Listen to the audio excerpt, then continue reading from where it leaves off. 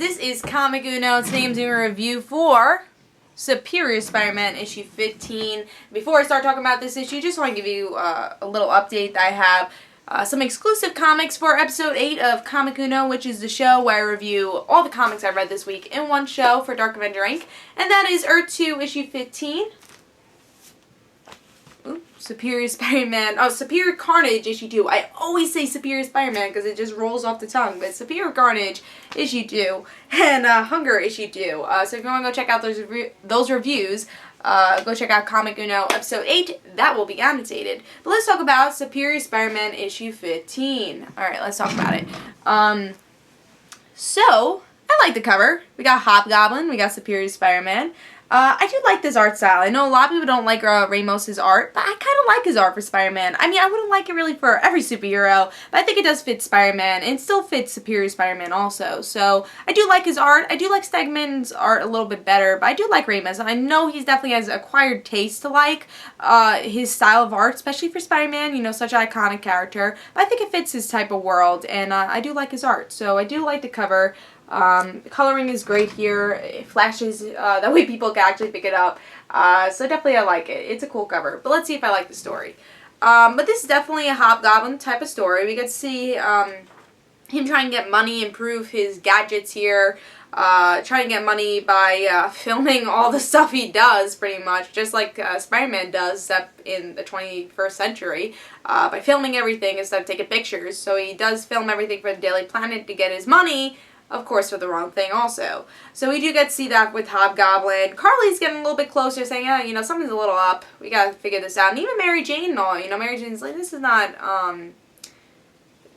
what Peter would usually do. You know, my freaking club is broken down. It's destroyed. And Spider-Man hasn't even showed up. So she's very skeptical about this all, too.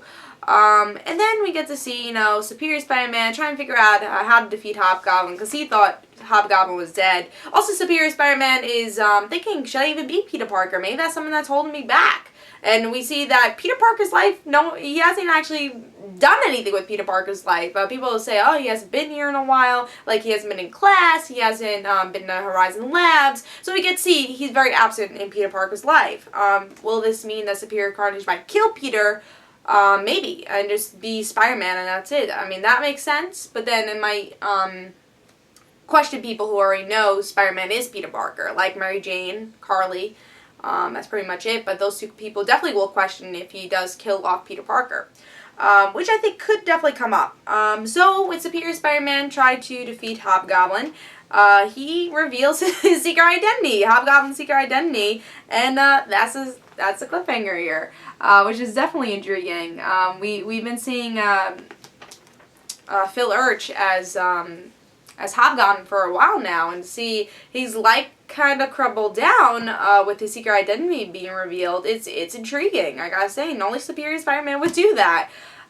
You know, one thing I read with this issue and with the series in general, I don't like Superior Spider-Man, and some issues you kind of could just ignore Superior Spider-Man and just kind of concentrate on the outer part of Spider-Man, and I think you could really do that here. You know, I feel like he's not as cocky as in other issues where it's so annoying. You're like, I can't really enjoy this issue. But with this, he's a little less cocky. You know, it gets still Superior Spider-Man, but it's a little bit more about the outer shell, a little bit more about the supporting characters, and more of the other story. So when that does happen, Superior Spider-Man is interesting and intriguing.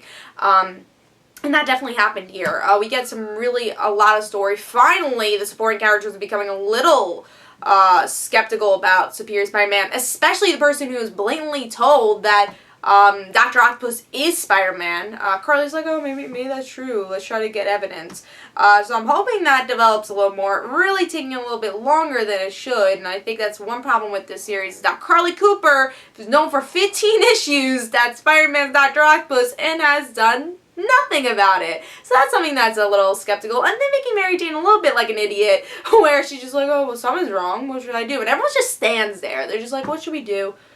Something's wrong. And they just kind of stand there. They don't do anything about it. So I'm hoping that develops a little more. I think that's the only thing that really annoyed me about this issue and really the series in general. But hopefully that develops a little bit more. But I love the Hobgoblin story. I really liked it. And I think one thing I really liked about this story is that you can talk a lot about it. A lot of stuff happened here.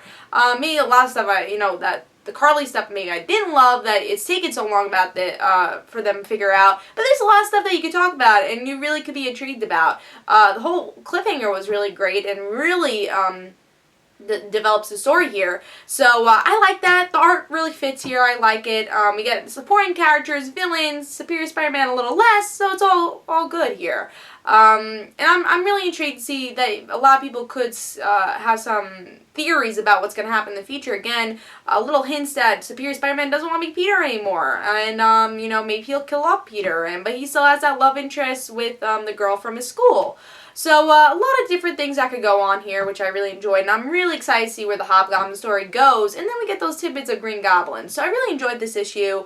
Again, the only complaint, the supporting characters really need to be developed more and become a little smarter, honestly. But that's just some nitpicking there. But I still think as a story as a whole, as a Superior Spider-Man story as a whole, I really enjoyed it. I give it 4.5. And when these times do happen, when the story is very good, you tend to enjoy Superior Spider-Man as what it is, honestly. You know, if you don't like Superior Spider-Man, you really, can't read it, then you shouldn't read it. But if you could, look at the core or the outer shell of Superior Spider-Man and not kind of concentrate on him, honestly, there's some good story going on. So, and I think this issue does show that. So I'm excited to see what happens in the next issue. I actually do give it 4 stars. I did enjoy it. Very solid 4 stars.